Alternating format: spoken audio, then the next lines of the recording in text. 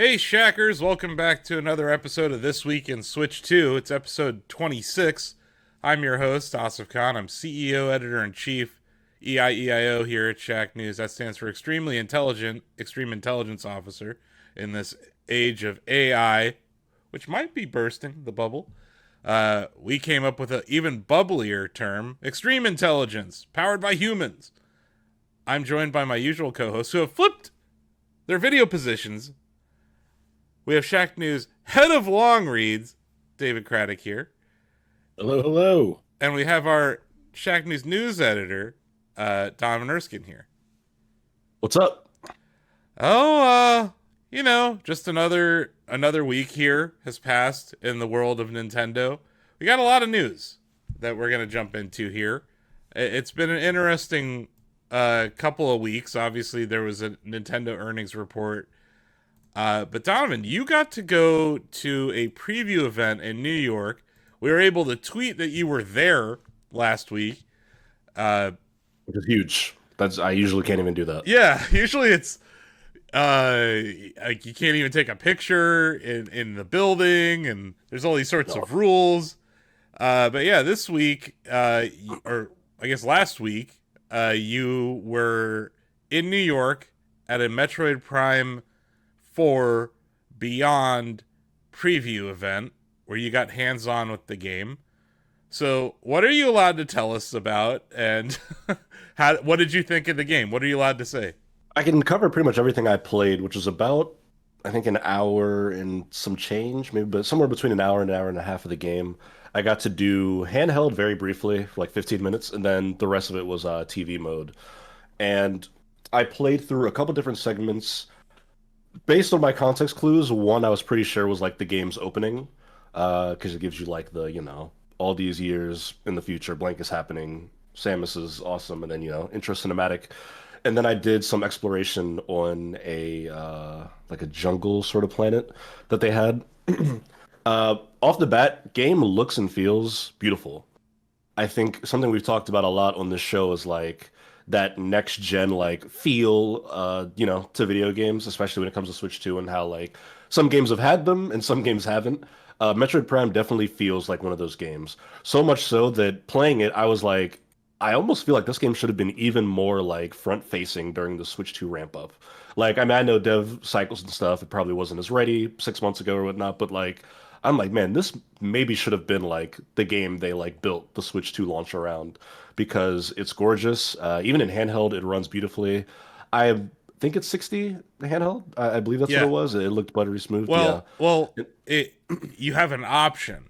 I was curious if they told you what you were playing in. Did they tell you were playing 4K, or did they tell you were playing 1080p when you were in docked mode? Dock mode, they didn't tell me at all, but it looked like 120 when I was Okay, so docked. yeah, And if you then, if you were playing 120 docked, you were playing at 1080p, and if you were playing at mm, 120 handheld, you're playing at 720p. So it's like performance mode is 720p, 120 FPS in handheld, 180 mm, or sorry, 1080 p 120 hertz on docked. That's what I played 180 or sorry 1080p 120 hertz at the April preview event and the demo I tried. So I think they're showing that off because it's just cool to see a Nintendo game pushing 120 hertz. Like you're like, yeah. whoa. But also to your point about how good it looks, the remaster they did, David, on the OG Switch, actually looked really good, and Yeah. that was on a Switch, right? So it's like there is this thing that Nintendo does, Donovan, where like they do more with less a lot of the time, and they have amazing artists, right? And like they've shown this generation that with things like DLSS, like the super sampling that NVIDIA chips allow for, you can take something that's 1080p and make it look amazing in 4K. But yeah, like I found that the Metroid Prime remaster on the original Switch looked great too. So it's not that surprising that it looks good. I've also played it. Um, so in handheld, how did it play? Like it looked good. It played good.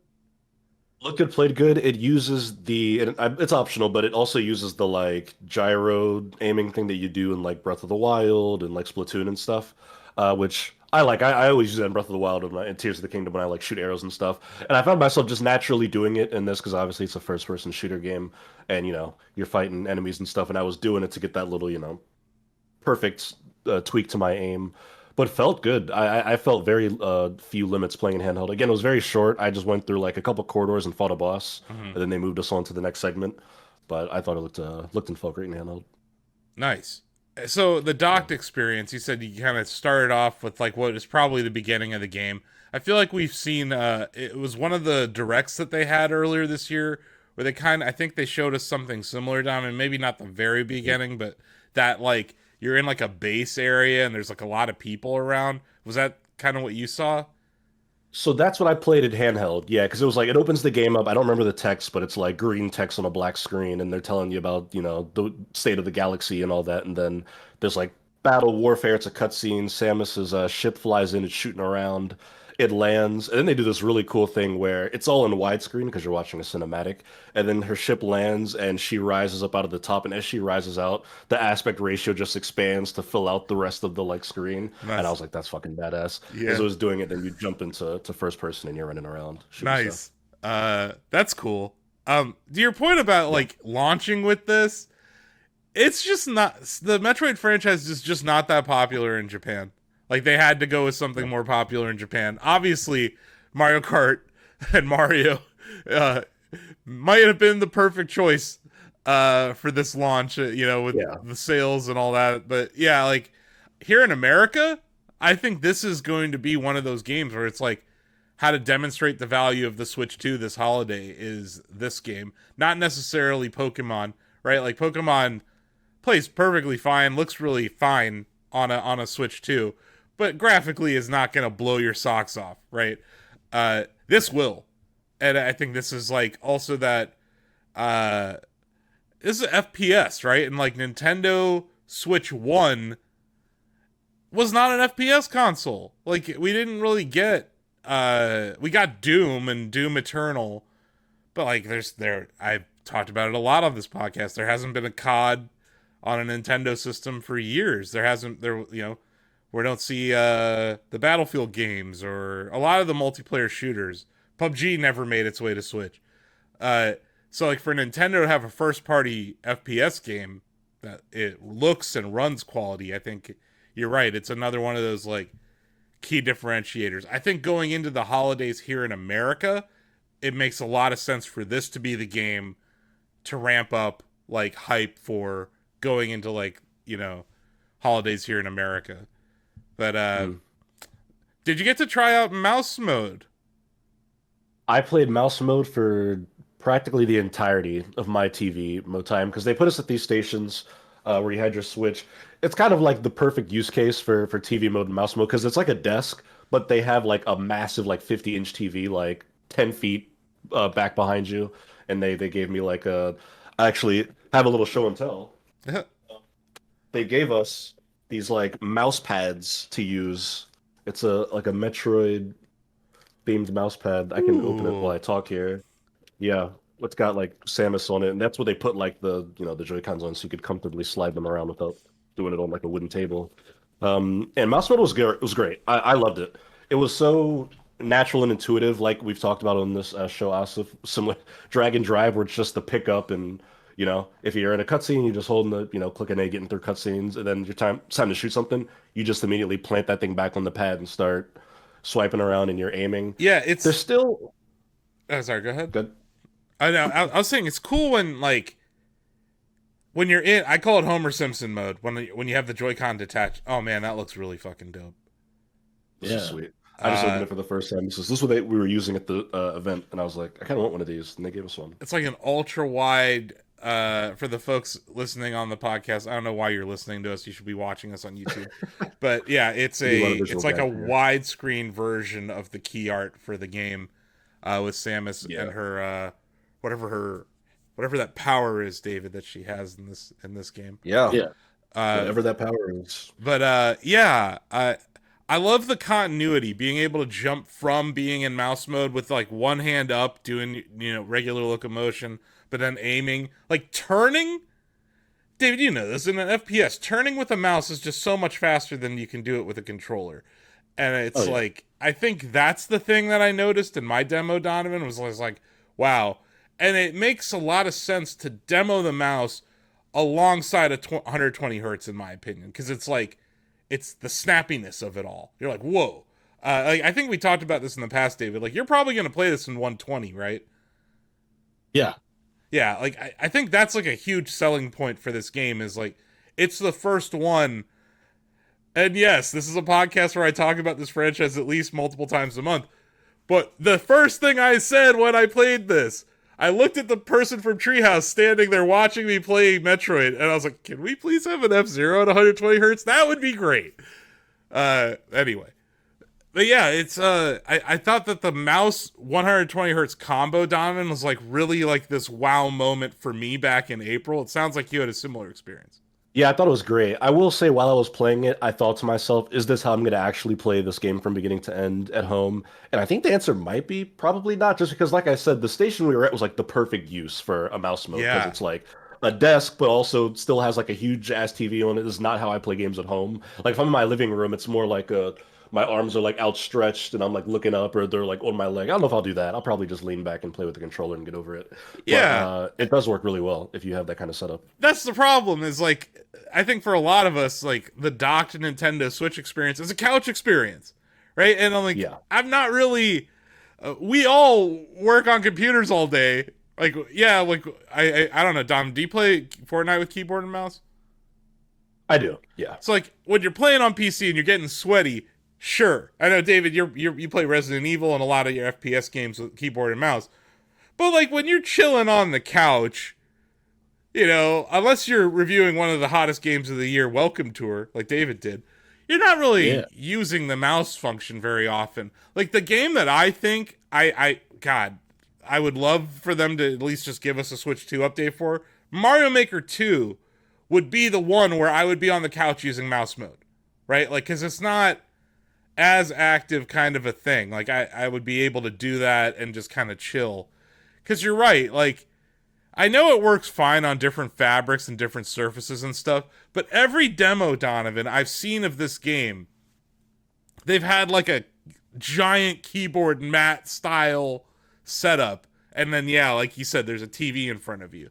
So it seems like they're framing it in a way where it's like you could plug this in on your computer monitor and play it at your desk kind of thing. And I'm like, I don't know how many people are gonna do that. And the Pro Controller is perfectly fine. Like that's the thing. Like this game was built for a controller years ago, and obviously there was the Wii era where you could point at things, but like yeah, I think it's gonna be an interesting. That's actually a Shack chat maybe down the road. It's like, how are you going to play Metroid, or how are you going to play Metroid? What control scheme are you going to use to play Metroid Prime 4? Maybe we can ask the folks at home too. I have a pitch for a new weird Nintendo accessory that a company only like Nintendo would make. You know how they sell those like trays that you can put on your lap for like dinners and stuff? I had this when I was a kid. Yeah. It was like a little like plastic tray. You put your food on, it just keeps it all level. Nintendo should sell one of those that I can put on my lap, but it's just like a felt like matte like cover on top, so I can like sit on my couch and play mouse mode like in my lap without putting the Joy-Con on my jeans or thighs, whatever they want me to do. Or like your And you just put arm, little characters on like them. the arm of your couch or Yeah. something, or like on your lazy boy arm. Like, yeah. Yeah, just give me like a thing I can just like throw over my lap and then comfortably play mouse mode on I'm the sure couch. they would love to sell that to you for like $80. They would. Yeah. And it would cost them $10 to make. Donovan, do you still have to? So one of the fundamentals of Metroid Prime, the series, is you're scanning a lot of items in the environment. Do you still have to do that? And how was that in with mouse mode? All the time, yes. You scan things with ZL, which is like the left trigger on the Joy-Cons, which is not the one you're holding for mouse mode if you're a righty. Yep. Because you have the right hand planted. Left is one I'm kind of just holding willy-nilly like a nunchuck. But yeah, you would hold ZL, it does the little do-do-do-do-do as you scan, and then it'll tell you what the thing is. And if it's like an objective, it'll give you like a rundown like, oh, this needs a shock of electricity to operate, or this needs a psychic moat to open up. And yeah, you use that for everything. Whenever there's like a door you can't open or like a statue that won't turn around, you can use on like enemies and like random like flowers and plants and stuff in the overworld. And some of that stuff won't like, I guess the term would be proc or like activate until you scan it. Like sometimes there'll be a door where like even if you know the solution, you need Samus to scan it first and then it'll be usable. So yeah, that's all over there. And I actually, since you brought that up, David, something I really liked about this game, since it is like first person, all the UI is kind of like it's like Samus's HUD, right? Like in the helmet. And that's kind of how all the information is conveyed to you. And I noticed like such a cool detail. When I pause the game to bring up the map, it goes black momentarily as it brings up the map. But you can see like Samus's like face reflected in the Yeah. visor as she like opens it up. You see like her eye as you're bringing up the map. It was like such a cool detail. Yeah, very immersive. I can't remember which game it was, David, but like when there was explosions and stuff in one of the Prime games, you could see her eyes on like like the reflection of her eyes at times. All of them do that. In Yeah. fact, like if you would get zapped or something, you'd see her kind of like shake and there'd be static on the screen and Yeah. stuff. Yeah. It's Yeah, like that's really cool. Okay. it's kind of like the RoboCop point of view at times, right? Yeah, yeah. Yeah, but that no, I love that from an immersion standpoint, Donovan. I think it's like a really cool little detail that I guess it has evolved since the first GameCube game. Hmm. Something else that stuck out to me, and you guys have played more Metroid games than me, so you have to tell me if this is consistent with the franchise. But this game had some like funny writing in it. Specifically just like Samus being the straight man, where she's just like this stoic, almost like Doom guy or like Master Chief, where she just like hardly talks. She just stands there like broad-shouldered, grabs weapons, shoots things. There was a mission where I had to help this soldier who was like stuck in like the trees. His like ship had crashed and he was like stuck on top of it. And I get him down and he's like, "Oh, you're Samus," and he's like all eccentric and like talking about how he got stranded and he's making all these random jokes and stuff. And he'll say like a punchline and Samus will just turn and look at him and then like look away and like go back to what she's doing. And I just kept laughing.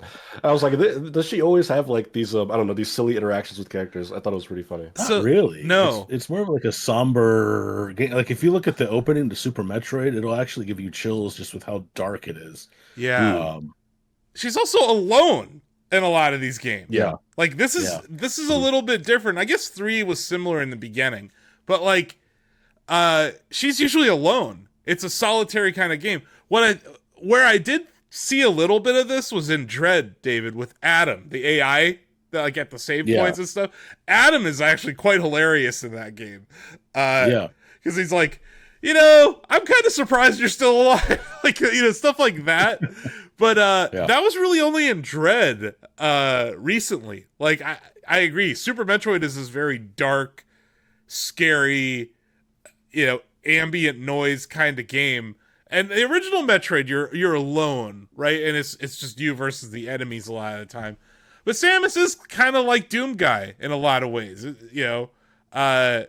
I think they've given her more attitude by like including her in other games like Smash and stuff. But like, that's why like when we talk about this would be a cool movie, like if they do it like one of the Alien films, right? It could be. But if it was like a Ridley Scott horror movie, like I could really get into that. But let's just hope it's not like the Doom movie with The Rock, David. Dare you, but no, you're right. But you're right.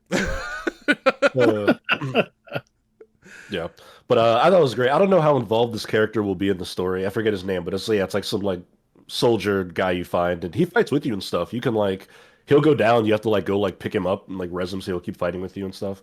And he just constantly like is talking and saying random shit to Samus, and she of course doesn't utter a word back to him ever. But I thought it was pretty funny. That's interesting though, because like I think that's been. I think they tried to humanize Samus a little bit in recent years. Mm-hmm. That's cool. Enemy design, boss battles, like what can you say on that front? Yeah, a lot of like standard alien enemies. I did 2 boss battles, both of which were pretty cool. The first one I did in handheld mode. Was this big like monster that had these little like spherical like holes that would open. They're like eyes almost that would open up on his body, Yep. and they're like weak spots. As they opened, you hit him, and then he would like go into like a knocked out state. You'd do damage to him. Mm-hmm. The one that I really liked though was the one I did in TV mode, where it's essentially this monster with these like tentacles. It starts off with like one, then two, then three tentacles, and they will like swipe at the ground. You've got to like jump. They'll swing at you in the air and whatnot. But the gimmick is that each of the tentacles has like these. They almost look like pineapples. They're like these little like bulbs, but they're like covered in spikes. You have to like shoot them to get the spikes off, and then you hit the like vulnerable bulb, and then the arm will go away. And if you get rid of all the arms, then the creature becomes vulnerable. But the catch is that when you destroy an arm, it's only gone for like 2 seconds until it reforms. So I sat there for like minutes, just like shooting the arms really quick. And I'm like, I don't get how you're supposed to have all three of these gone at once. And then one of the demoists came up to me and was like, "Oh, maybe try that one thing you unlocked earlier, because there is an ability you can use where you fire like this tri-blast, and it sends out these three orbs, and they go in slow motion. And each one that hits, you lose one, but the rest keep going. So you essentially had to guide like a missile to hit all three arms in slow mo, and then you'd snap out, and then all three of its things would go down, and then you run up and hit it. I thought that one was really fun. That's cool. That sounds different than my demo. The first boss that you played, I definitely played that boss in the demo in April. Okay. So it sounds like the second boss was probably the new one. That's interesting. We were talking about this last week, so I want to ask you here. Did you get to try the motorcycle? I did not get to try the motorcycle Viola. I didn't even see it David, during my demo time. David, I think you're right to be worried about it. Well, I think, Donovan, what were you telling me before we recorded, though? You have some thoughts on the motorcycle, I think. Yeah. So I didn't see it. They talked about it a little bit. They were just saying that it's kind of used to go from place to place, like when they were talking about the game. But the way they talked about it didn't seem like a thing that you would like manually pilot. My theory right now is that it's more of a hub navigator, essentially. Yeah. The way it was talked about. That's what I was saying. Whenever they tweet about it, it's always like a cutscene of it driving. Yeah. Somewhere. It's very cinematic looking. It doesn't look like Maybe you're it's actually a loading screen in disguise or something. That's what I was saying. Like in Destiny 2, like maybe the coolest part of Destiny 2 is you get to pick your spaceship, but that's just a freaking loading screen. Like it might be that here. Which, if that's the case, I guess that's not the worst thing, David, from a locomotion standpoint. But this brings me to my next question. Did you get to try out Morph Ball gameplay, Donovan? Were there any puzzles or platform puzzles that you had to solve with that? Yeah, a lot. So there were a bunch of sequences where there'd be like almost like a tube sort of structure, like you'd be in a lab and like it's all broken down and burning, but there's like a little area where Morph Ball Samus can squeeze through, and you'd pop in and you'd go, and it's like camera gets all wonky and you're going towards it and backwards and up and down and whatnot, and you'd pop out on the other end. A couple puzzles that used it, like there was a door later in my demo that I had to like go into the morph ball like on the door and then like drop like a bomb and then jump out so that it would like blow up and open the door for me. Yeah, I also just like using it to roll around in between sections because it's fun. Yeah. No, I was curious because, David, you're right that locomotion is such a huge part of these games, both the 3D FPS games, but also the side scrollers. So I guess I'm happy that the motorcycle isn't gameplay in a sense, David, that we don't have to worry about like bland gameplay, but also it's like, was this just shoved into the game as like a I don't know. A loading screen. Yeah. yeah. Well, like it's kind of like I think I said this on the podcast, but Donovan and I again were talking about this before we started recording, and as long as it's not like the Batmobile in Arkham Knight where it's shoehorned into like there was a part in Arkham Knight where you had to shoot something with Batmobile, get out, like grapple, get back into the Batmobile, shoot something else. It was just so tedious, and like Batman wouldn't do that. Batman would have some clever solution, right? Yeah. So would Samus. And so as long as it's not shoehorned in like that, I feel like it will be fine. That's fine. Yeah. I agree. Yeah, like I said, my working theory is that it's mostly just a loading thing, but it wouldn't surprise me if it is part of like one or two major set piece like battles or something. Because we have that shot of her doing the Akira slide in that last trailer, which that seemed like a little bit more than just you've arrived at the next location. So I don't know. I wouldn't be surprised if there's like a battle where you do have to like drive and shoot.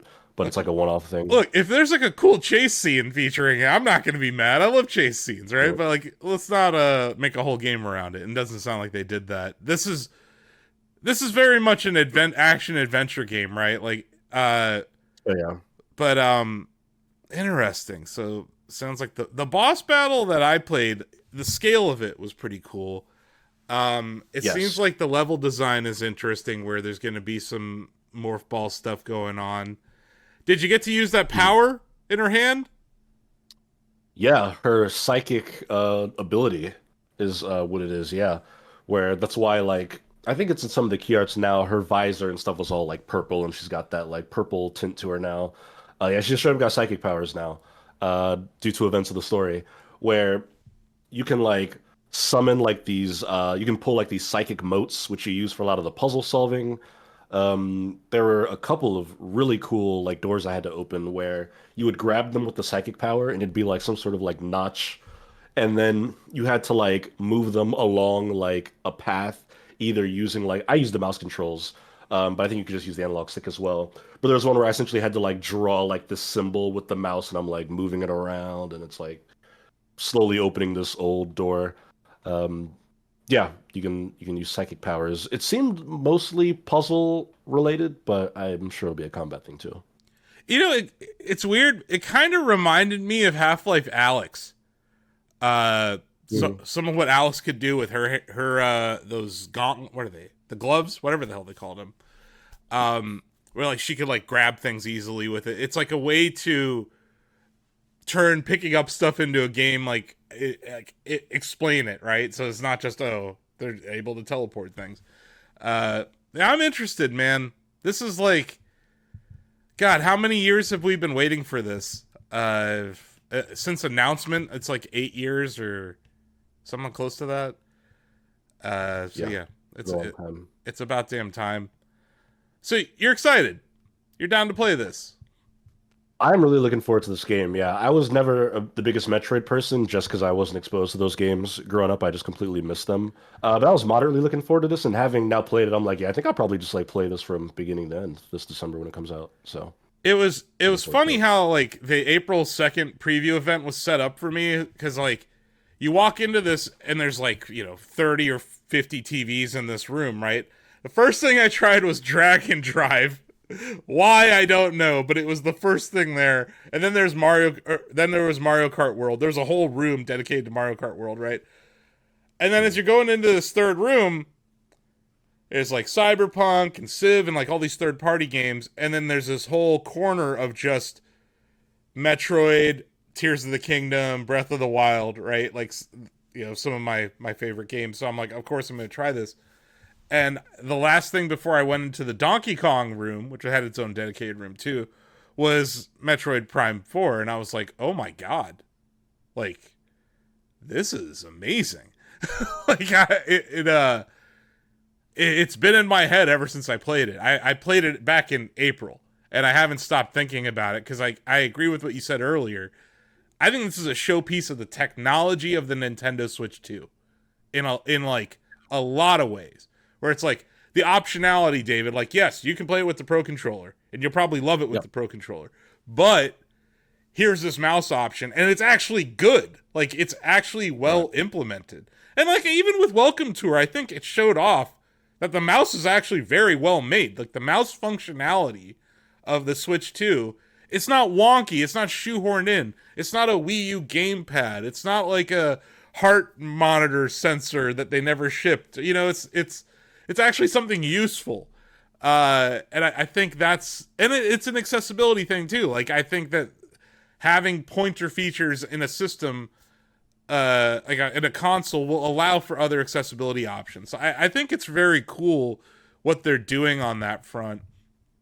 Is there anything Um, else you want to tell the folks at home about Metroid Prime 4 Beyond? yeah, I mean, this is just a bigger picture thing. If this game like lands and is as good as I think it's going to be, and I haven't been like fooled by my own preview and marketing, it'll be a good like button like cherry on top for the Switch 2's launch year. I saw somebody point out a fact that I hadn't thought of. Metroid Prime 4 is going to come out closer to the Switch 2's launch than Super Mario Odyssey was to the Switch 1's launch by an entire month.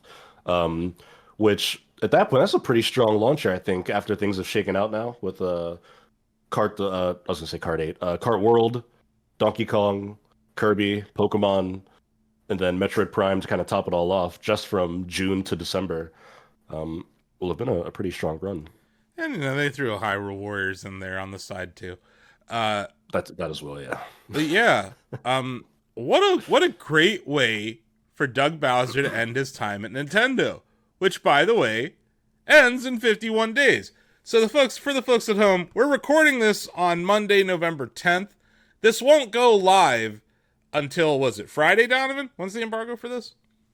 Friday, November 14th. Yeah, Should be when people are hearing this. Yeah, so you guys will be hearing this and watching this on the 14th. But as we're recording this, Doug Bowser has 51 days left.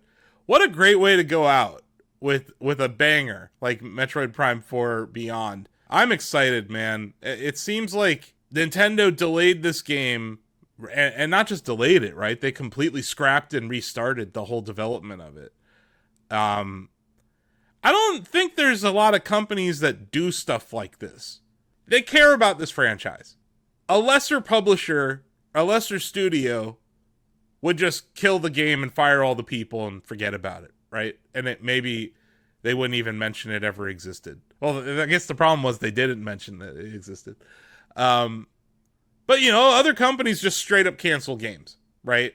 They didn't do that here. They're like, no, we're going to make this work. This franchise matters. So as a fan of the franchise, especially of the Prime series, I'm just excited. I think this is an exciting time. And you're right. It's like, you can't recreate 2017. That's impossible, right? Like, that was a miracle launch year for Nintendo. And it took years of planning. But the Switch 2 launch year has, like, echoes of it in a lot of ways.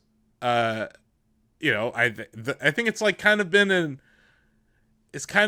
era of rebirth, David, right? Like Donkey Kong as a 3D franchise was reborn, and Metroid Prime has been reborn, and Kirby Air Riders has been reborn. No one asked for it, but I don't know. I guess this is a pretty good time to segue to our next topic here. I played it. I played Kirby Air Riders. They had a global test ride, is what they called it. It was like a kind of a network test demo version of the game, so it's not the full version of the game. It had all the tutorials there, right? So I think you've played the tutorials, Dom, and like the lessons at your preview event that you went to. So I went through all of them. It's a very exhaustive tutorial that I appreciate, because it's not that the game's super complicated, Donovan, but it's just not like other racing games. Like, it's different. And I think it needs to be explained to people. Otherwise, you're going to pick it up and be very confused. So maybe that's a problem. Like, down the road, it's like, hey, it's not that easy to pick up and play, but it's also exhaustive at explaining how to play it. The basic rules of racing games don't apply here, even down to like simply holding A to accelerate is like not how you move. Yeah, it's quite the opposite. So, yeah. You control the boost and you control slowing down, right? So you pump the brakes. Like, instead of doing a power slide like in a kart game, you pump the brakes on a turn, or you hold the boost button and then let go of it as you come out of the turn, right? Like, so that's counterintuitive to every other racing game I've ever played. So that felt weird at first. They didn't have the online component of Air Ride in it, so it was just single player races against CPUs. But I got to try out, it was 3 different levels. One was like the flower field, Floria field, the waterfall one. That level is gorgeous, guys. Like, stunning. Is that the one where like the water splits? And you're racing between. You're basically Moses. You're Kirby and Moses just driving through. And the race mode, you can only play as Kirby.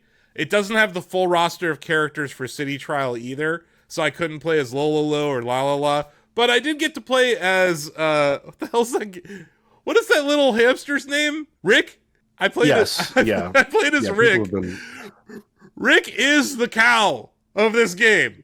Like, Rick is definitely cow, because by the end of the weekend, I saw full lobbies of just Rick. People were just playing as Rick. So, like, as the tribal chief of the Cowmains of Mario Kart World, I endorse Rick. Rick deserves to be in this game. We like random animals, especially hamsters being in video games.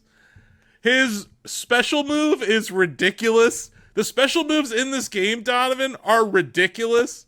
Like, just absurd things happening on screen. I played as Meta Knight, and you just start flying around as Meta Knight.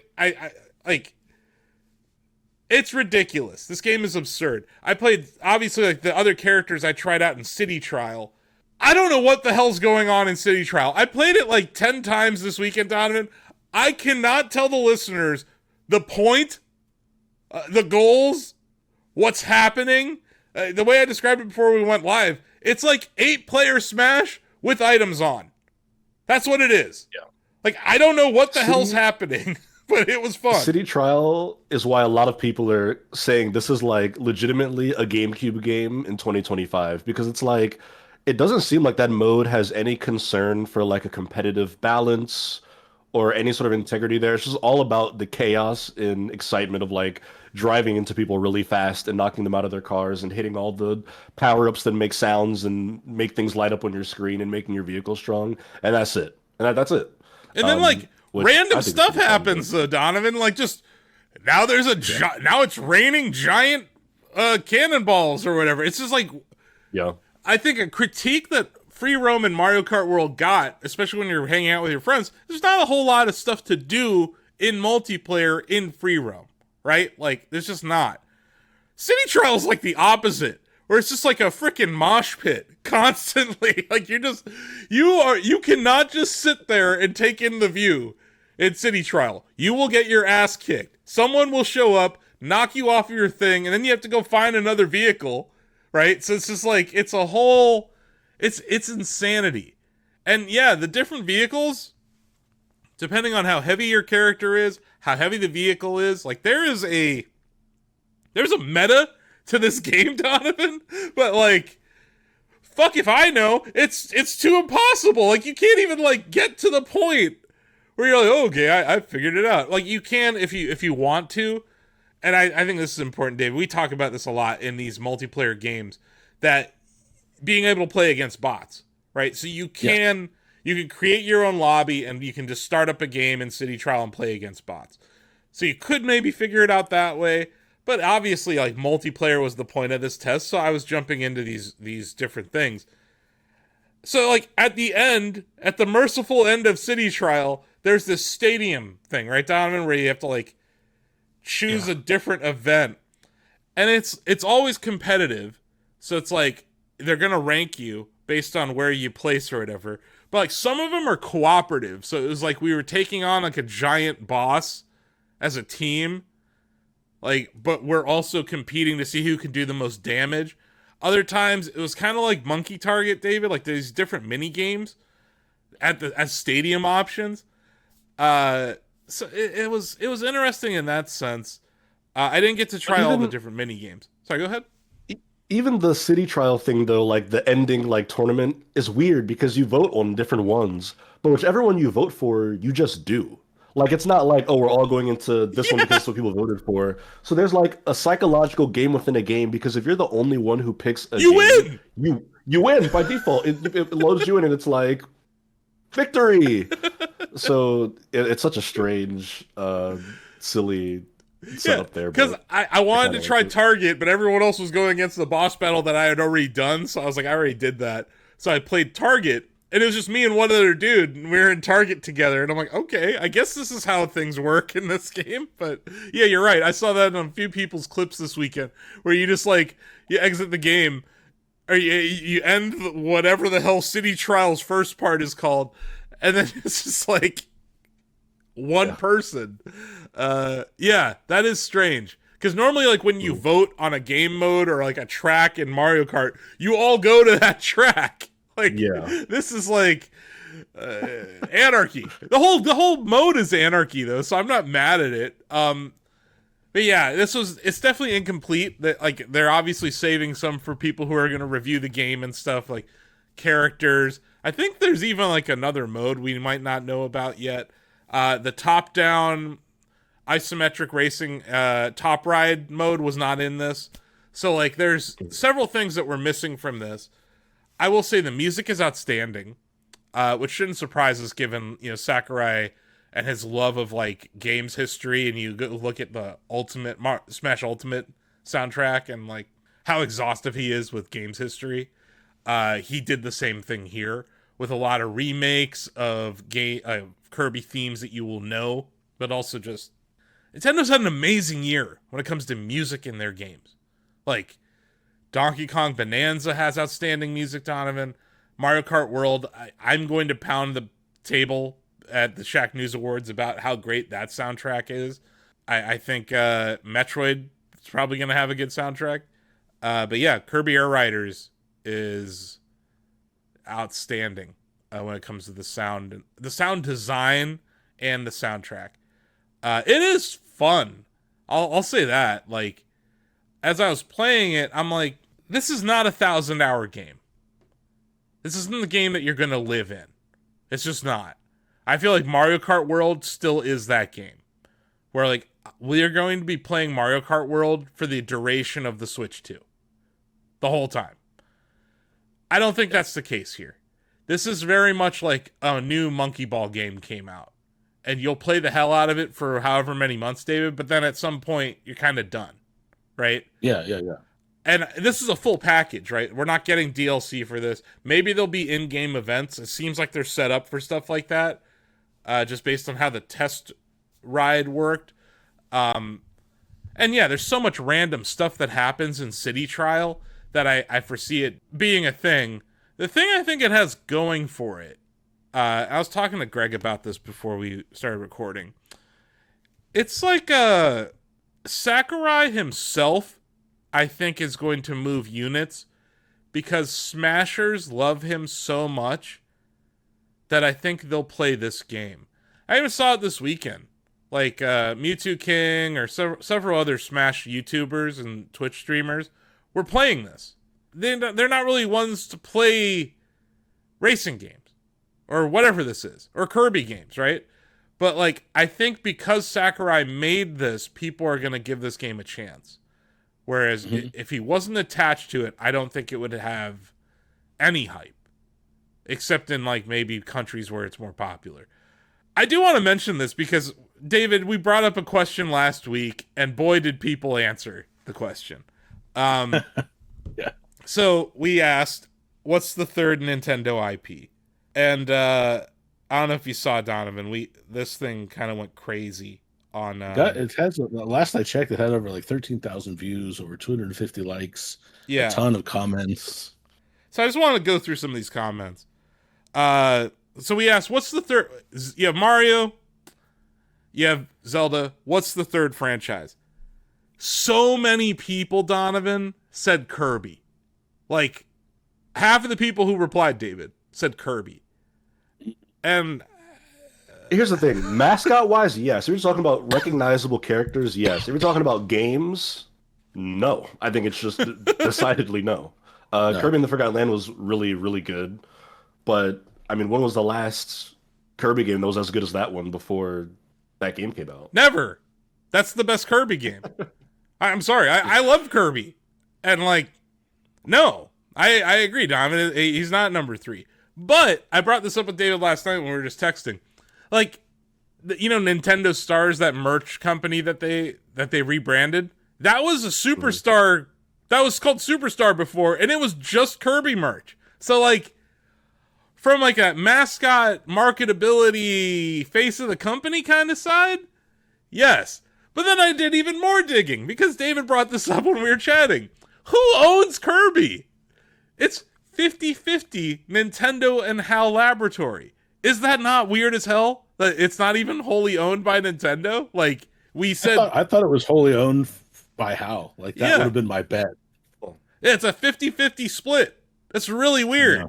And, like, we kind of disqualified... Pokemon. We kind of disqualified Pokemon in our discussion for that reason, but that's a 33%. It's like 33. Yeah. So it's a little different, but, like, Kirby, like, you're not going to see Kirby anywhere else, right? Like, ever.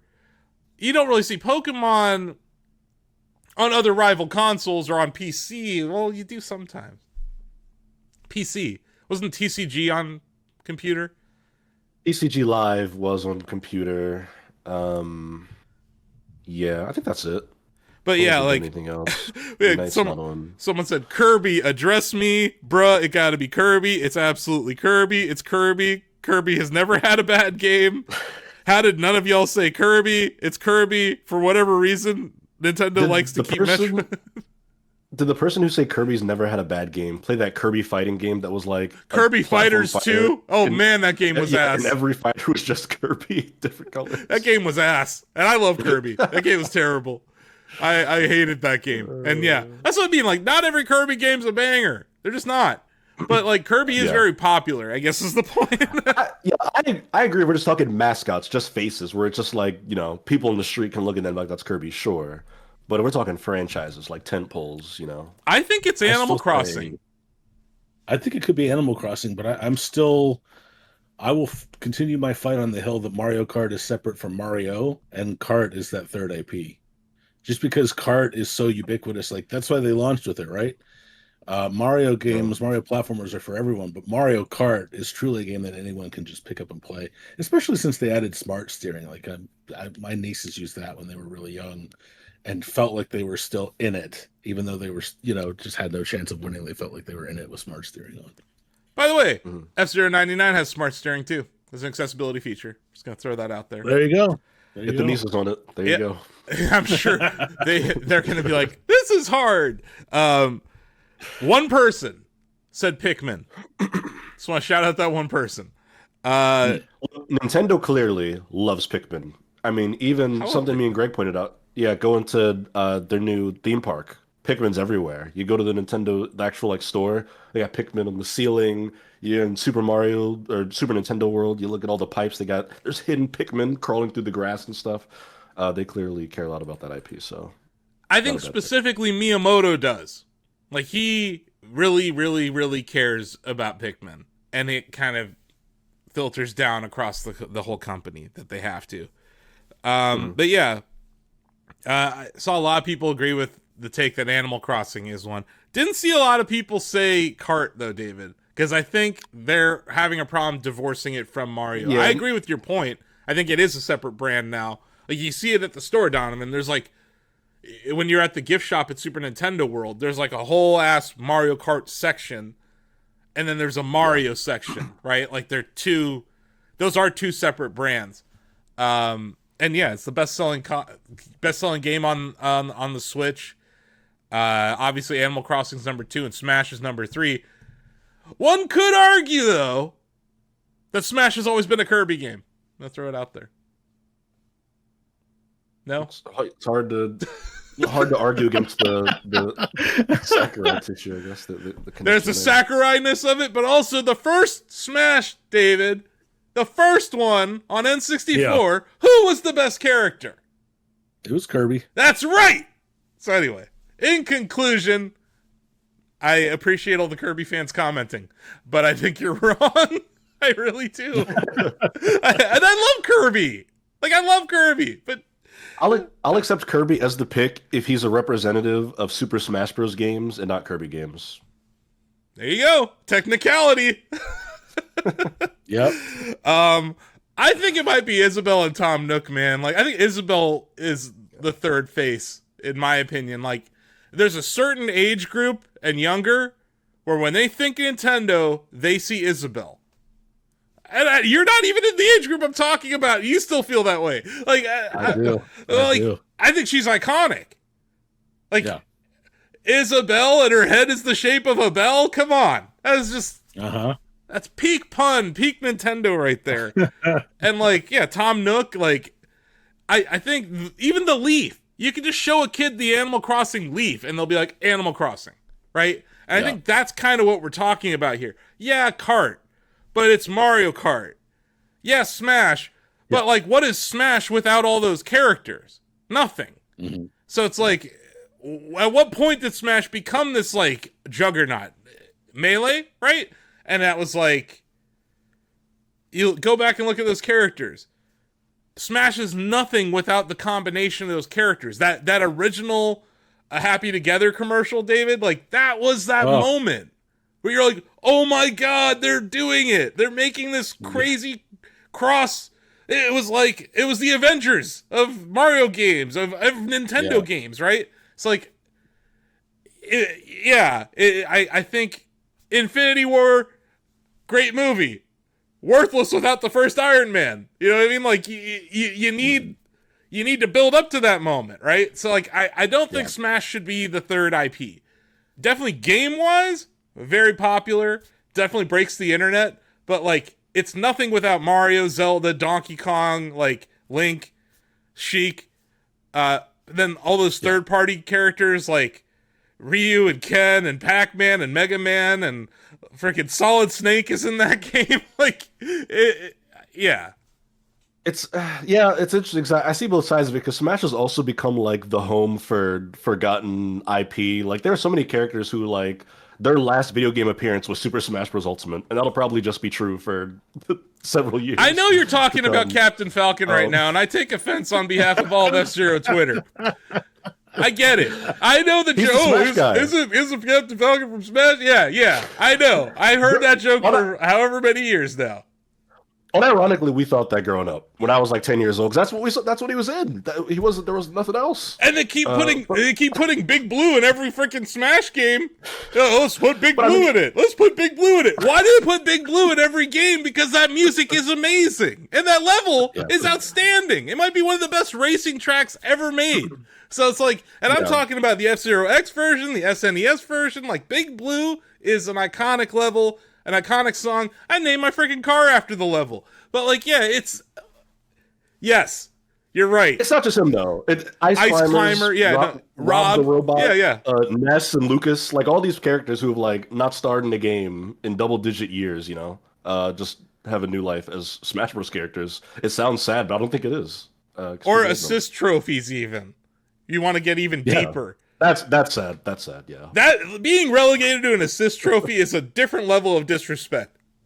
But yeah, you're right. You're right. A lot of people said Kirby though. I thought that was just funny. A lot of people said Kirby. They were mad at us for not saying Kirby. I don't think any of them actually watched the podcast. They only watched the video, the vertical video. But like, yeah, it was just funny. I had no idea there were, and maybe it just was a combination that I dropped this video over the weekend as the Kirby global test ride was going on. So like people already had Kirby on the brain kind of thing. But yeah, just to sum it up, I think Kirby Air Riders is a delightful game. I think it's going to be really fun. It is fast. It is fast. You want a game you can pick up, play for 3 minutes, and put down? It's that. Like, the problem I have with Mario Kart World and, like, the Knockout Tour, for instance, those are long. Those are long games. Like, the amount of time you have to commit to a Mario Kart race is now longer than Air Riders. But it's very different. I think that they can coexist. Do you guys think this game's going to sell 1 million units this year? Air Riders. This year, this calendar year? Yeah, like this holiday. That's tough. I'll say yes. You say yes? I'll say yes. There's something about the momentum of it being a Sakurai joint, and like Asif said, a lot of people are talking about this game. I think a lot of Smash people. It sounds silly, but like if you're a diehard Smash person, it seems like it behooves you to check in and see what's up with Kirby Air Riders. Smash is all over the UI and DNA of this game. I think Sakurai's got as much goodwill as a solo game developer could have. He's not making the game solo, but a person in game development could have.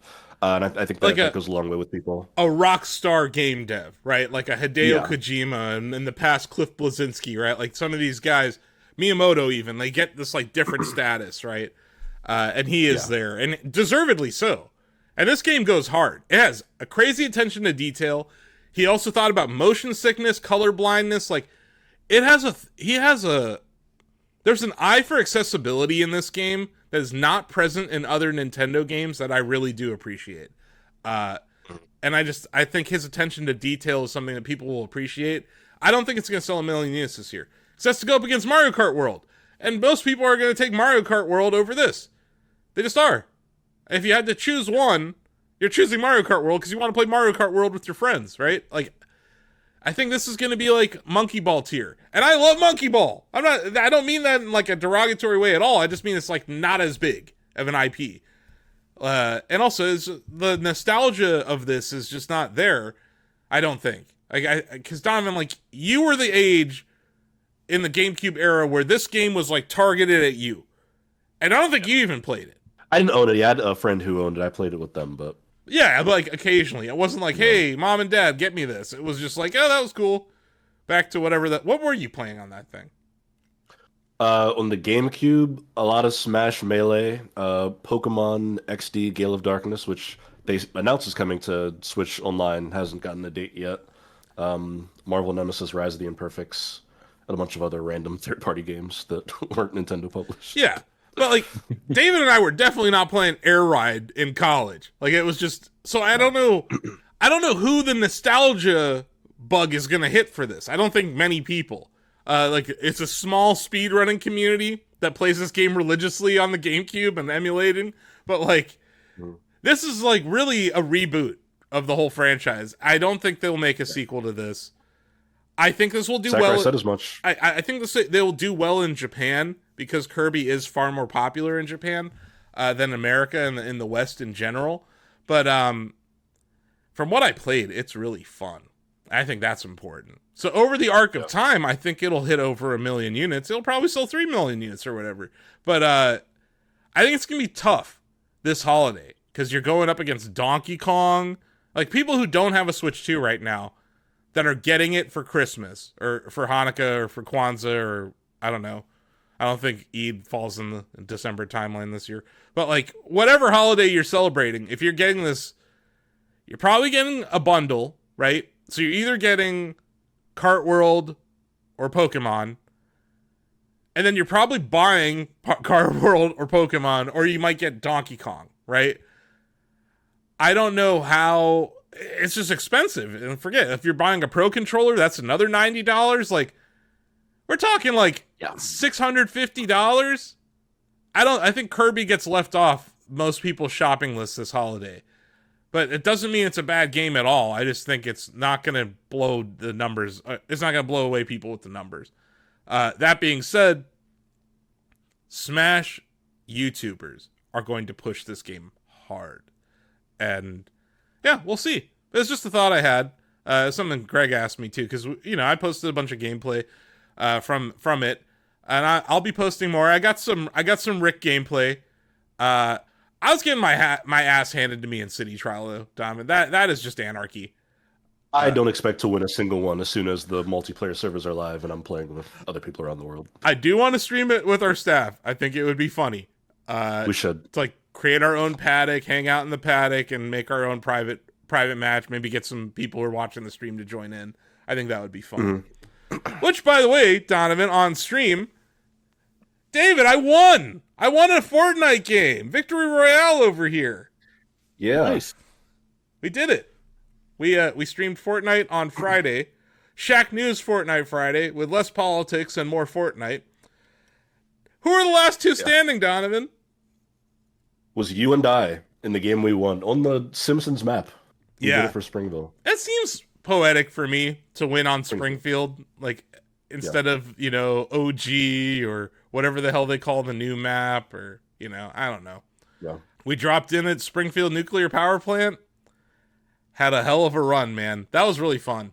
It was. I think my highlight was when we all sat on the Simpsons couch and they gave us full health.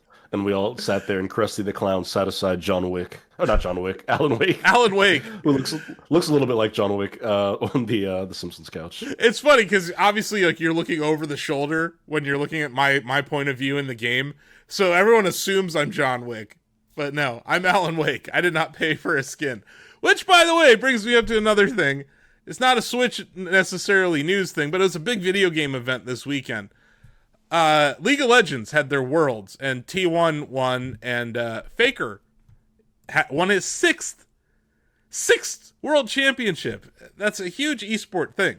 Why I bring this up he was interviewed by League of Legends Esports, and they asked him, what was the first skin you ever bought? And you know what his answer was, Donovan? No, I didn't see this question. What do you say? I don't buy skins! Sound Yeah, like someone I think else it's you a might answer. know who's really good at esports? It's like this guy? Yeah, that's right. I mean, that's crazy coming from like a League player, though, right? Whereas like that guy's put probably like 1,000,000 hours in the League of Legends, and that game just has more skins than you could ever count. So Not to mention he's like made a boatload of money being a League player, right? So it's just he's like, I'm not giving a single cent back. Yeah, that's funny. I was like, that's my goat. Like, not a single skin purchased in all of his years of playing League of Legends. Boy, howdy, can I relate to that. I used to be super religious about this, like at the turn of like the live service trend, like when I was still young, I was like 19, 20, getting out of high school, getting to college, when like we started getting the deluge of like free to play games, but all the skins cost money. I used to be so religious about it. When my friends would buy skins, I'd be like, you guys are weak. I'm never buying a skin in this game. And I think Fortnite was the one that changed me. I was like, this game's fun. I just want to look cool, so I'll buy the damn skin if they put my favorite character in it. But hats off to him. He had, you see the other quote he had about victory? Where he was like, I didn't win this for anyone, and he was like, victory, I believe victory came to me on the path I was destined to walk, or something like that. He's talking like a philosopher. Yeah. After Worlds. I'm like, man, this guy is something. They asked him before the finals or whatever, he's like, would you rather get engaged to your girlfriend or win another Worlds? He was like, Worlds. Awesome. Girlfriend loved that one, I'm sure. My dude is like Kobe Bryant of esports, man. Like, I don't know. I appreciate him. I really do. That's a game that should be on Switch. They haven't figured out how to get like Wild Rift or something on Switch. Yeah, they're being weird with that stuff. Or even Valorant at this point. 2XKO. Ugh. Certainly a game. Oh. Sorry. Sorry. It is. Yeah, anyway. On to another game I played. Okay. I did this so David didn't have to. I played Hyrule Warriors Age of Imprisonment. It's fun. How was it? Right. It's good. It's weird, but it's good. But it's weird. I like the character Rauru, right? So I was like, I'm gonna play this because I get to play as Rauru. And like early on, like your Zelda, right? When Zelda gets to ancient Hyrule in Tears of the Kingdom, when she travels back in time, she's not trained in combat, right? She's just the princess. She had Link protecting her and her guards, and she was studying her light powers at the time, right? In Breath of the Wild, she held off Calamity Ganon and all that stuff. So like she was just figuring out some of her powers. So in Age of Imprisonment, you see Zelda go through the training. And like it's just interesting because she's learning her time powers and she's learning her light powers. She's learning from Rauru when it comes to her powers of light. She's learning from Queen Sonia when it comes to her powers over time. But then she's also just this badass who has like a light arrow and like a light bow and arrow, and she has this like electrical lightsaber kind of thing. So being Zelda and getting to kill people and destroy everything is fun. David, did you ever wonder how the shrines came to be? Were you looking for a shrine origin story? I was not. Well, boy, howdy, do you get one? Oh, good. I know you were really worried on what's important in the Zelda lore. I know you were super worried about that, so don't worry, David. I got you an origin story for the shrines. Why? I don't know. But you know that pose in the Tears of the Kingdom shrines with Queen Sonia and Rauru, those statues, Diamond? Yeah. They do the pose! I was like, nice. I did that. I was the Leonardo DiCaprio meme. I was like, that's the thing. They're doing the thing. Yeah, that's the thing. It's an inherent flaw with prequels in all media, is that you just end up explaining things that were never meant to be explained, and you do a lot of like point at the screen stuff. It was strong Kessel Run energy. Like, I did not need to see the Kessel Run. I didn't. It was lore, right? It was lore in the first Star Wars. It was a throwaway line in the cantina, right? That was it. Could have left it at that. Did not need to see the shrine origin story. I really didn't. But now that I have. I understand where TJ was coming from about Calamo and the mystery construct being the actual new part of the story that's interesting to me. I do find them interesting. Ganondorf is a badass. This game zooms in on almost every character's feet at some point. Just something I noticed. Like, cutscene begins. Shot of Ganondorf's feet. I'm like, okay. Cutscene ends. Shot of Zelda's feet. Okay. It's just like, you want to see feet. This game's got you covered. So, yeah. It's not for everyone, is what I would say. But I'm probably going to keep playing through it, because the actual gameplay is unique enough and fun, but it is repetitive. I'll say that much. Like, it feels repetitive. The thing I like about it is, you have multiple characters unlocked, so it's like you bounce between Zelda, or Rauru, or Minoru, or whoever you have in your party at the time. So that kind of makes the gameplay less repetitive, because there's different combos for the different characters. There's also the sync attacks. But it is like anime as fuck at times, where you're just like, whoa, that's an epic moment that just happened. So that's all cool. The gameplay is really cool. I agree with TJ's review. It is super deflating when you go through this awesome battle, 60 frames per second, and then it's chugging at 30 frames per second in a cutscene. It's like, what are we doing here? It's like jarring. Like, what? Why? Why is that such an odd choice? So I agree with his 8 out of 10 review on it. And I agree with what he said about the music. I called it, you guys know, like, elevator music. It's called Muzak, or at least it used to be. This is like Zelda Muzak. Like, it's like almost the same as Tears, or almost the same as a Zelda song, but it's like, it's more synthesized and less orchestral, I guess is what I'd say. And that's just not Zelda to me. There's a whole freaking Zelda orchestra now. Well, that feels like a step back, because I think Zelda music has been orchestrated since either Twilight Princess or Skyward Sword. I think Skyward Sword. So it feels like a step back in that regard. You know what would get me to play this game, Osif, is if it had online multiplayer. If you and I could play together, I'd be down to play. Yeah. But it's only split screen, and Amy's not really into, like, we have our own consoles and TVs, and we'd rather have our own screens. Yeah. So if this game finally added online multiplayer, I'd be down to play it for sure. But that is a minus for sure.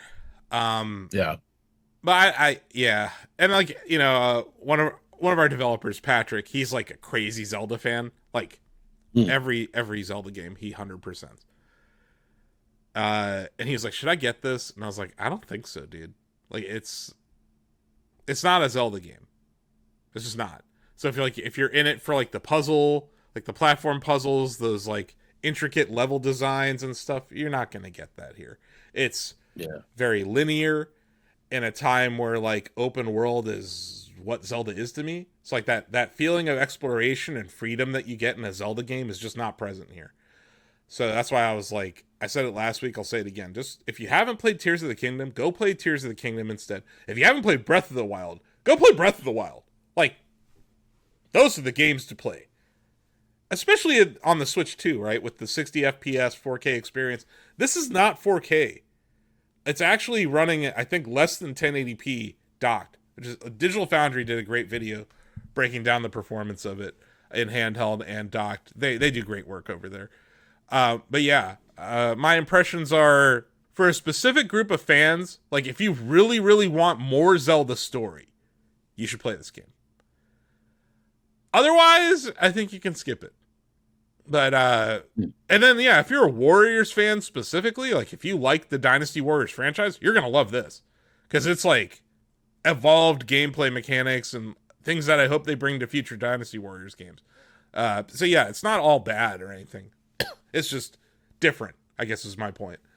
And lots of feet. Lots of feet. Way too many feet. But yeah. We should get into some Nintendo news before we get out of here. Did you guys see they revealed a website to look at all, like, a list of all the Switch 2 compatibility with Switch 1 software? So About those, yeah. that's cool.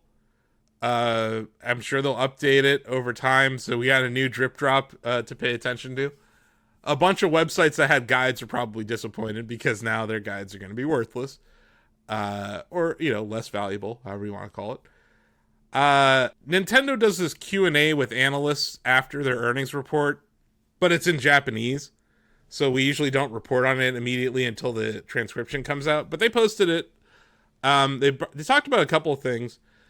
Furukawa, Nintendo president over there in Japan, Shintaro Furukawa said, they are officially moving software development away from Switch 1 towards Switch 2.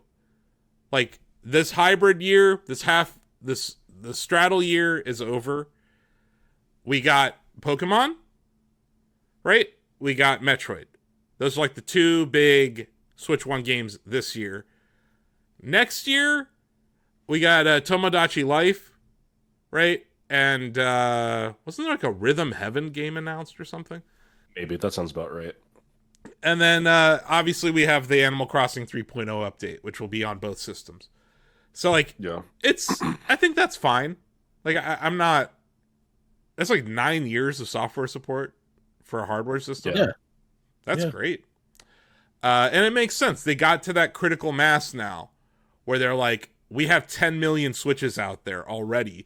They think they're going to have 19 million sold by the end of March. It makes sense. Take advantage of your new hardware. Go ham. Mm-hmm. Start making smaller games. They talked about that last quarter, right? Making smaller budget games and getting them out the door faster to keep people interested in your system, right? Like the cadence they've had this year has been pretty impressive. I felt like the entire Switch had a very good cadence of software releases. Which leads me back to F-Zero 99. What do you think those devs are doing right now? Because they're clearly not working on F-Zero 99. That game's not an end of life or anything, but it's done.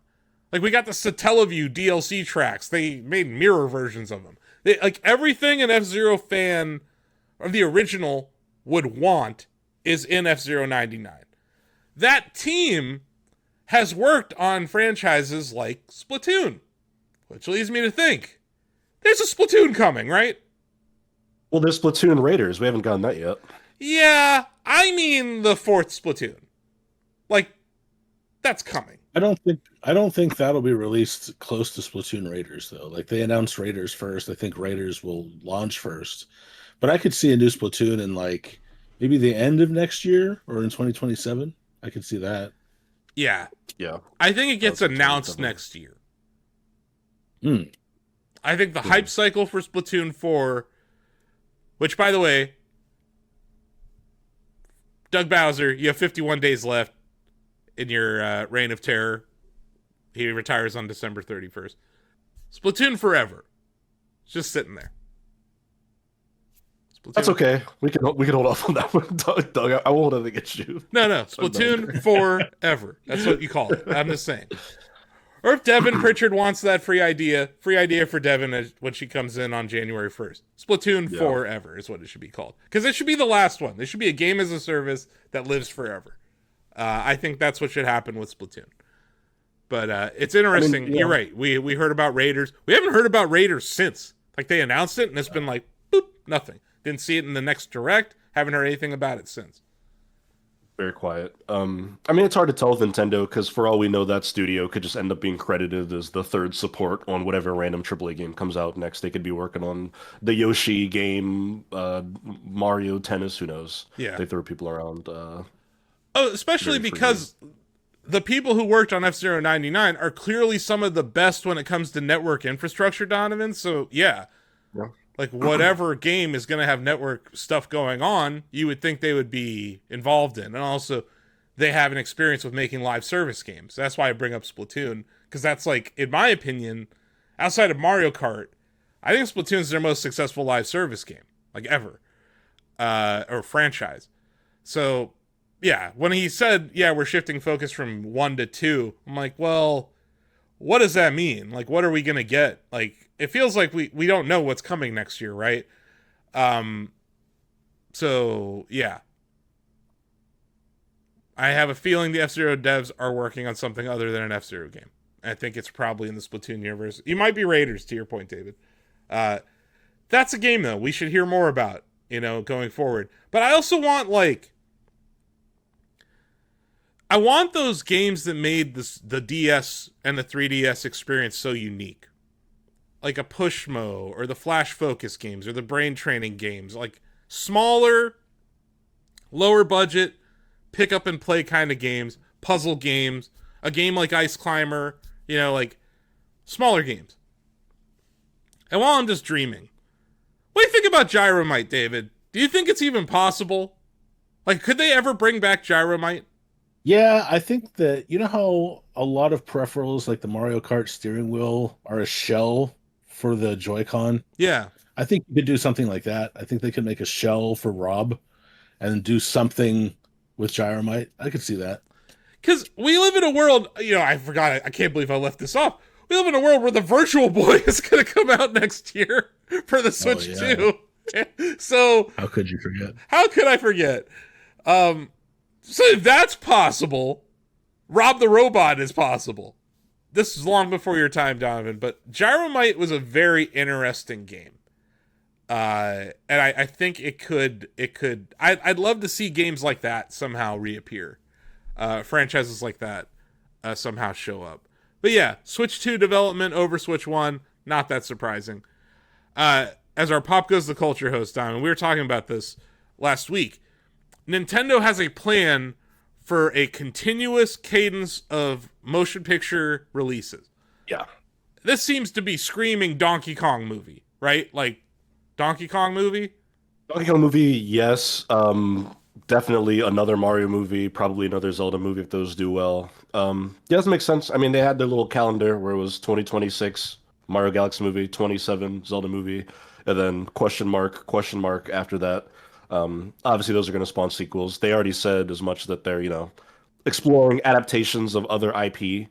I think that's all. Once the Mario movie made 4 billion like that, yeah, that's they are definitely going to make a lot more movies. Yes, so no shocker there. I saw someone dreaming that maybe Star Fox could appear in the Mario Galaxy movie. Maybe. Be a fun cameo. I think in reality you might see it'd be like a cameo, like how he had like the posters and stuff in his room. Oh, they had the R-Wing on top of his TV. Mario's bedroom is a magical place that I could talk about for a whole podcast. But it's like, dude, the pro wrestling poster, David? Like, pro wrestling? Really? Like, that's there? It's a deep cut. So yeah, just a little bit of, we're not going to dive too deeply into this, but man, I know Nintendo hates leaks, like a lot, more than most other companies, but it's really something when you see Pillsbury leaking things about a Mario movie before any other company. So that's interesting. I'm not that surprised if Yoshi will be in the Mario Galaxy movie. Especially given all that gameplay you sent me last week, David, where, Yoshi is prominent in Super Mario Galaxy 2. And that's just such an iconic little, like that. I think it's the first or second level in Mario Galaxy 2 where they you fly up towards the screen riding Yoshi. Like, it's just, yeah. Of course there should be Mario riding Yoshi in the Mario Galaxy movie. That's not breaking news. What is there might be a Bowser Jr. sighting in the movie. And that just doesn't surprise me either. Are they going to act like Peach is his mom? Like, how are they going to... How do they handle all this? Like, in his headcanon? Yeah, it's got my wheels spinning. Very interested.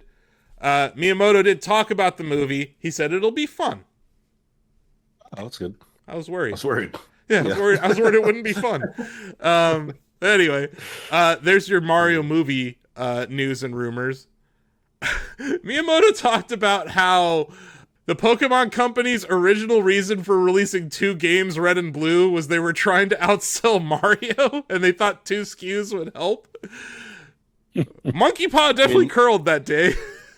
I was going to say, whatever the reasoning was, I mean, that was somebody's stroke of genius, right? Because it created a model that went on to sell hundreds of millions of video games over the next 30 years. So Yeah, Miyamoto said a long time ago, before creating the first Pokemon game, Satoshi Tajiri, the director of Pokemon, joked to me that to surpass Nintendo's Mario, he'd have to sell 2 copies of the game to each consumer. That is one reason why Pokemon started with both Red and Blue.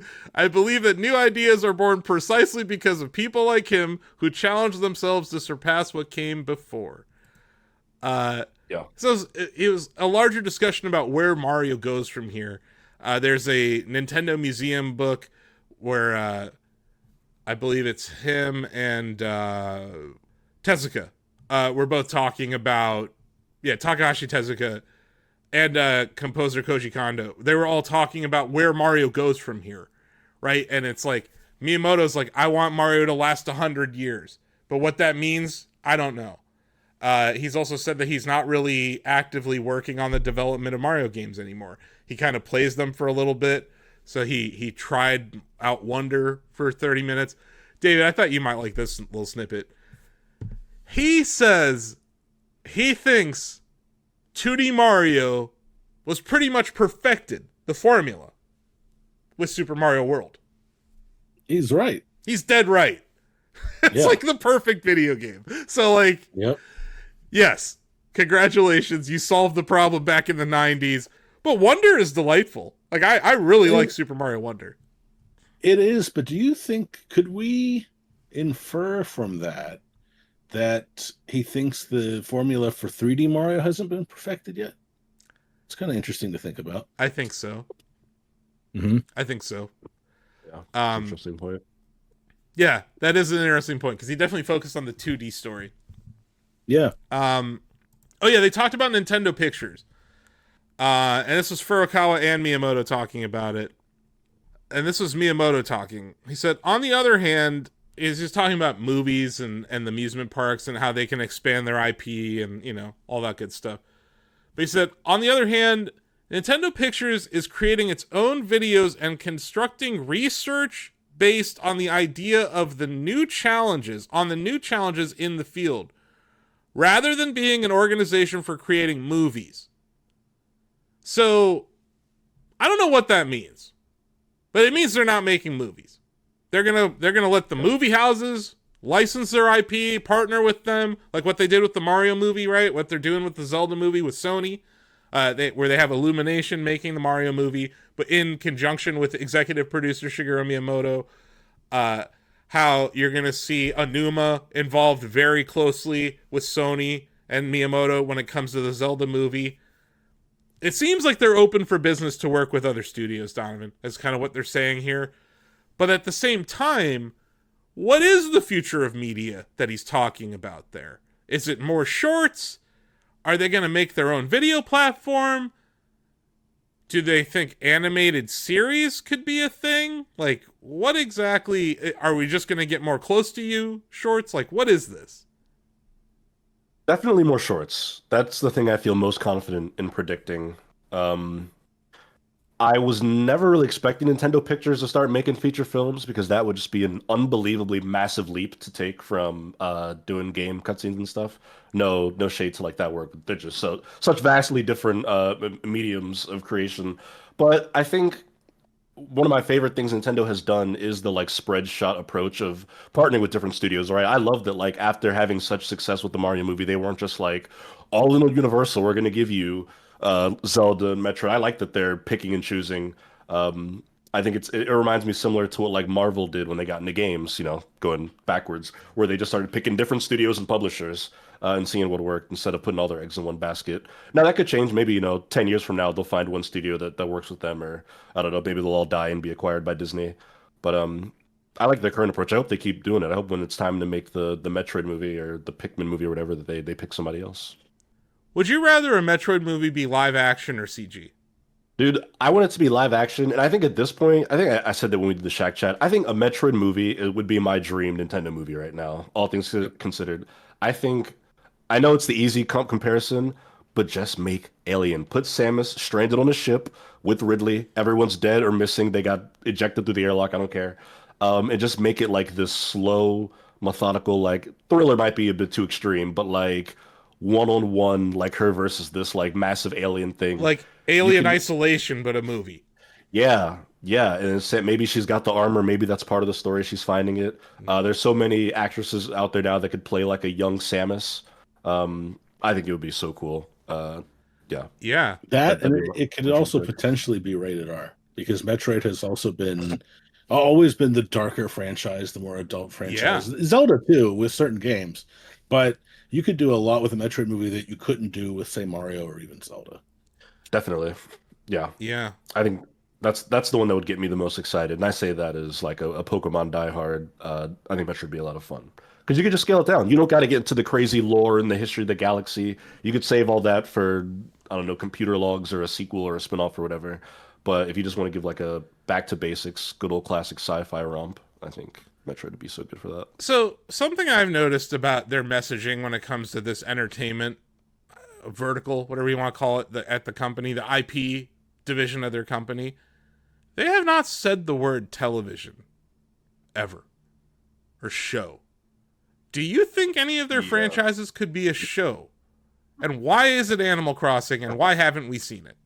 And yeah, it's Animal Crossing, yeah, for sure. It's- Um, I don't know. I think they're open to it because they haven't said TV, but they also use a lot of vague language when they say like adaptations, right? Where they won't just say movies. We're working on adaptations of our IP, which that could be TV Do you for streaming. think, because in the whole realm of partnerships, right? And we've seen success with other video game IP on this platform. Do you think Nintendo and Netflix would ever work together? Maybe. yeah, I mean they worked with Peacock, right? So Mhm. I think they're open to partnerships. And there's, some sort of a foot in the door with the Pokemon stuff. Pokemon and Netflix have been big Yeah, together for a while now, so and concierge is certainly a thing. consoles there. I mean, they put that whole movie like debuted on Netflix, the Mewtwo Strikes Back remake thing. I think that Mhm. was a thing. Um, so yeah, I could see that, but that's a big commitment. I don't know. I don't know which streaming service you go with. The Netflix is the easy one, but a TV show is a bit of a long-term commitment. I mean, what's to stop them? They could just make another app. They could. Don't put that out there, Nintendflix. please. Nintendflix. The fifth Oh app. boy. So now you got Oh, you got no. the Nintendo Store, you got the Nintendo Music app, which is actually good. You got the Nintendo Switch app, which is actually now good. And then you got yeah, I don't know what else. I have like 5 apps that are all Nintendo based now. But yeah, I thought that No, was Oscar, interesting. I have not used Nintendo today this week. I'm shocked. Me neither. Me neither. I Shocked. did use the Nintendo Store. I downloaded that, the newest one. and I logged in on downloaded that very it. briefly. That's a nice list of things that are out of stock. Yeah. I still want that Donkey Kong hoodie that they don't have in my size. They still don't have it in my size, but I would love it. But yeah, it's whatever. See, I think the coolest part about that app is the play history, because it'll tell you not only like your time played on games, but it'll break it down. It'll be like on October 7th, you played for like 3 hours and 20 minutes this game. I was like, I'd never had that data before. That's cool. They used to do that on DS and 3DS. It's the and same Wii. data. It was pretty cool. It was pretty cool. Yeah, It's the same data. They Yeah, just it's that finally data. ported it over to something, David. They've been telling us that. You're right. That was on the 3DS like years ago, and everyone's like, "This is weird. They've been tracking this the whole time." I'm like, "No, it's not. They told you back then that they were doing it. They used to give you a report like once a week or Right. something." Yeah, I agree. It's cool, but it is like, if I want to feel bad, I just go look at my New Leaf time played, and I'm like, "Oh man, that's a lot of time." I had a great time with it though. It was what a magical time, that New Leaf on my Nintendo 3DS. Me and Reggie. Furukawa did say that despite the volatility in component prices, they expect Switch 2 hardware to remain profitable. So they're not losing money on the Switch 2 hardware. They're not making a lot of money. My guess is it's probably closer to 20% margins, whereas I think the original Switch was closer to 33% profit margin. So they have decreased their margins largely due to tariffs and all the other stuff, costs of what's going on right now in tech in general. Memory and solid state storage, like NAND, those prices continue to go higher. And it's largely because the world is building data centers at a ridiculous pace that makes no sense. Unless you really, really, really want more compute power. So yeah, those were some interesting stories that came out of that. Oh yeah, there was a question, I believe someone talked about, what would Hiroshi Yamauchi, someone asked, hypothetically speaking, if former President Hiroshi Yamauchi were still alive and evaluated the current state of Nintendo Switch 2, what kind of comments do you think he would make? And Miyamoto answered, Yamauchi, as president of Nintendo, might feel a sense of envy that the numbers have surpassed those of his own tenure. But in a typical Kyoto business executive manner, I think he would say, stay humble, keep your feet on the ground, and do the right thing. They never got too high, and they never got too low under Yamauchi, ever. And I think that mentality carried over to Iwata. And I think it's carried over to Furukawa now as well. Where, like, you remember earlier in the year, they were like, we just want to make sure this sells, we get another platform out there and it goes well. They were never like, this is going to be a hit. You know, they're never really talking themselves up. In fact, they provide very conservative guidance most of the time so that they can exceed their own expectations. So I think this is just kind of a sign of the corporate philosophy there. And I think it was cool to bring up the founding family on that conference call. There's a Black Friday sale going on, or it's been announced from now until November 29th. There are $30 games: Nintendo Switch Sports, Mario Odyssey, Paper Mario. Which one is it? 1,000 Year Door, I believe. Right? Yeah, the 1,000 Year Door, Splatoon 3, Kirby's Return to Dreamland Deluxe, Luigi's Mansion 3, Donkey Kong Country Returns HD, The Legend of Zelda Echoes of Wisdom, and Princess Peach's Showtime. There are also sales going on Amiibo cards and the Amiibo for Street Fighter 6. $10 off. Those did not sell well at their current price, so $10 off is welcomed. I think if there was ever a thing to cut back down to a reasonable price, it's Amiibo. $50 Kirby Amiibo, $40 for Street Fighter. No one's going to buy these. So getting it back down to the $20 price point, I think, gets it back to the impulse buy price for people. But $50 for a Kirby Amiibo when the game costs $70, and it would take you $250 to buy all the Amiibo for Kirby. Like, I get it. Collectibles, and I know those are nicer than the older Amiibo, but still, like, in this economy, people are not going to be spending $50 on Amiibo. So those are some of the things. There's also demos going on. So Best Buy from November 15th to the December 13th will be hosting demos of Mario Kart World and Donkey Kong Bonanza at their little kiosks. On December 6th, GameStop will host demos of Mario Kart World, Donkey Kong Bonanza, Kirby Air Riders, Metroid Prime 4 Beyond, and more.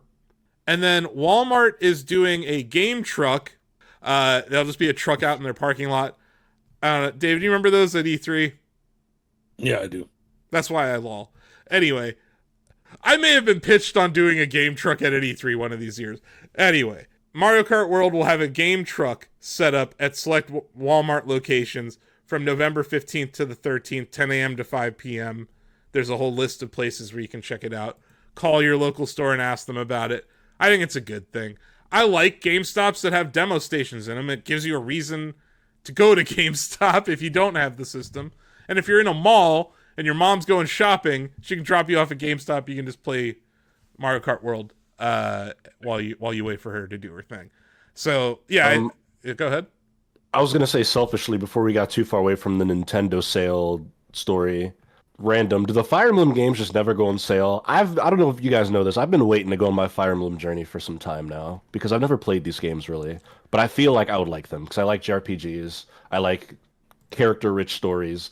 I like turn-based. Fire Emblem checks all those boxes, right? I've had Fire Emblem Three Houses on my wish list for what feels like 10 months at this point. This game's been $60.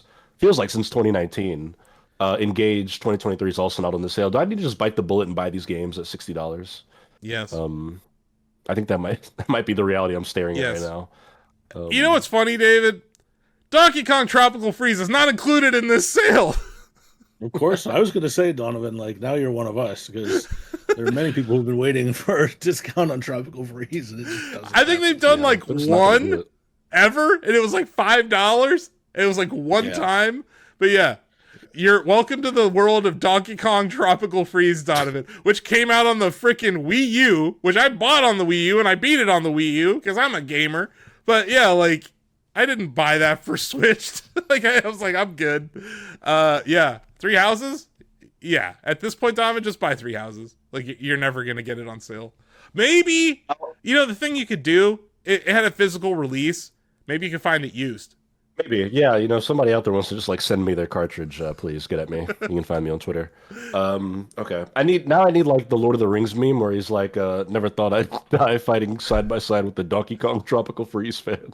Yeah, there you are. There you are. Welcome to our world of pain. But yeah, it look, Nintendo sales. Dave, we were talking about this before we went live or we started recording. There's a lot of people experiencing the Nintendo Switch ecosystem for the first time, and a lot of people introduced to the studio that made Donkey Kong Bonanza, right? So being able to buy Odyssey for $30, I would do that if I haven't played Odyssey before. I think that's a no-brainer buy. And for a lot of people who like miss Wii Sports, Switch Sports for $30 is not a bad deal. I would probably get that one too. Notably absent, Ring Fit Adventure, not for sale. Not on sale. That game sold extremely well. People don't talk about it enough, but that game sold very well. And It feels very cool. I still really like that game. It's really unique, really interesting game, and yeah, not on sale. So there's a lot of interesting stuff on that front. But yeah, sale at Nintendo in this economy. But yeah, it's a pretty good episode. I think we did the thing. Yeah, I don't know. I guess like, follow, and subscribe to this channel. If you're listening to us on the audio podcast formats, just go to your wherever and proclaim to the world that we are great, and it helps us move up in the rankings. Yeah, this episode was recorded on Monday, but it's going to air on Friday. So please understand that we couldn't air this. I don't think it made sense to do 2 episodes this week. Yeah. Now that I say that, something crazy is going to happen between now and Friday. I was going to say, if you're wondering why we're not reacting to the Mario movie trailer or whatever. Yeah, whatever. Well, look, okay, so fine. If the Mario movie has a trailer between now and Friday, we will do another episode to react to that. And it'll be like a JFK assassination style breakdown where I go frame by frame. Back and to the left of Yoshi. Back and to the left of Yoshi. But no. I'm excited for that movie. I know Pillsbury is too.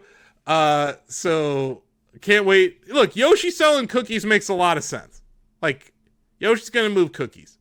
And yeah, I don't think it's a spoiler that Yoshi is in the movie. At the very end of the first movie, there's the Yoshi egg, right? So like they teased it. We knew this was coming.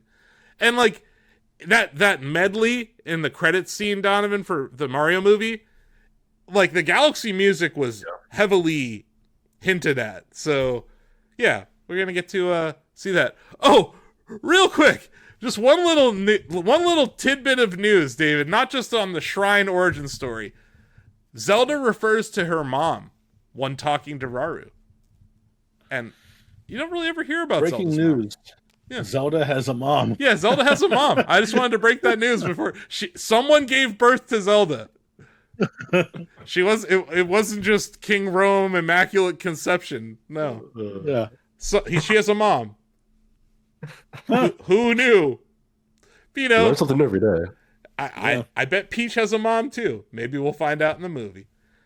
But yeah, unless there's a trailer that drops, like tomorrow, this will be our episode for the week. This has been This Week in Switch 2. Thank you for heading over to New York to preview Metroid Prime 4 Beyond, Donovan. That was very cool. Anytime. I guess we'll have some gameplay that goes live too for the folks at home. Oh yeah, handheld and docked. Sweet. Looking forward to that, man. I think it's like an exciting way to end the year for this system's launch year. And it's not even the full 12 months yet, right? So we'll see. We got that Animal Crossing update coming in January. So we got stuff to look forward to here. Exciting times for everyone. Thanks for watching. We'll see you next time. Bye-bye. Hooray.